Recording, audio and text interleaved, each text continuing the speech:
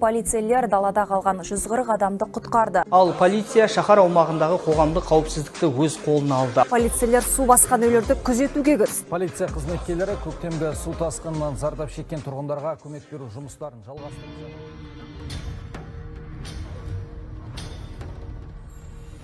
Алзақ елімнің тарландарына ризамын мен. Дархан даланың арландарына ризамын мен.